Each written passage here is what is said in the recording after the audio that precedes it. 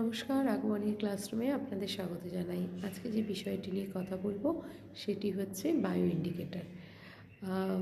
Indicator আমরা বলতেই বুঝি যে সমস্ত জিনিস কিছুকে নির্দেশ করে তাকে বলা হয় ইন্ডিকেটর।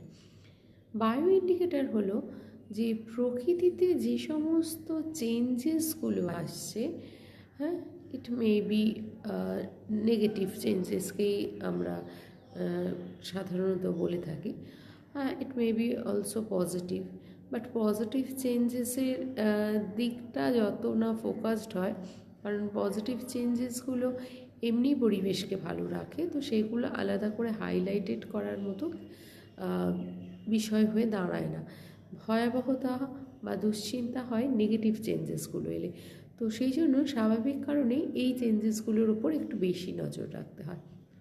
তো প্রকৃতিতে যখন বিভিন্ন রকম এই নেগেটিভ চেঞ্জেসগুলো হয়, তখন কিন্তু পরিবেশ নিজেই অনেক কিছু ইন্ডিকেট করে এবং সেগুলোর মাধ্যমে বোঝাতে চেষ্টা করে যে পরিবেশ একটা খারাপ জায়গার দিকে এগিয়ে যাচ্ছে।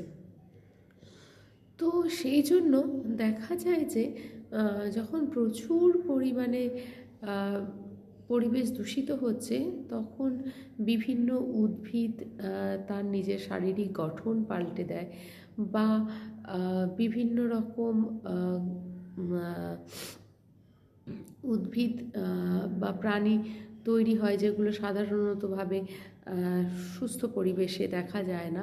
তো এইগুলো কি করছে, এগুলো হচ্ছে যে বোঝায় যে এগুলোর উপস্থিতি বুঝিয়ে দেয় যে পরিবেশ কিন্তু ক্ষতিগ্রস্ত হচ্ছে। তো তখন এই সমস্ত উদ্ভিদ বা প্রাণীকে বলা হয় বায়ো ইন্ডিকেটর। যেমন ধরুন, যদি বাতাসে প্রচুর পরিমাণে সালফার ডাইঅক্সাইডের পরিমাণ বেড়ে যায়, তাহলে দেখা যায় রাস্তার ধারে যে সমস্ত উদ্ভিদগুলি সাধারণত জন্মায়, সেগুলো প্রচুর পরিমাণে জন্মাতে শুরু করে। এই উদ্ভিদগুলো কিন্তু বায়ো ইন্ডিকেটর হিসেবে কাজ করে। তার মানে তারা বলে দেয় যে বাতাসে সালফার ডাইঅক্সাইডের পরিমাণ কিন্তু প্রচুর পরিমাণে বেড়ে গেছে, কারণ প্রচুর পরিমাণে সালফার ডাইঅক্সাইড বাড়লে তাদের গ্রোথও কিন্তু ভীষণ রকম বেড়ে যায়। তো এই ছিল আজকে বায়ো ইন্ডিকেটর। আজকের এই বিষয়টা যদি আপনাদের ভালো লেগে থাকে, অবশ্যই লাইক, কমেন্ট, শেয়ার করবেন, আর নতুনরা অবশ্যই চ্যানেলটা সাবস্ক্রাইব করে দেখবেন। তো ভালো থাকুন, সুস্থ থাকুন, সচেতনভাবে জীবনযাপন করুন। নমস্কার, দেখা হবে পরের আরেকটি বিষয় নিয়ে নতুন একটি ভিডিওতে।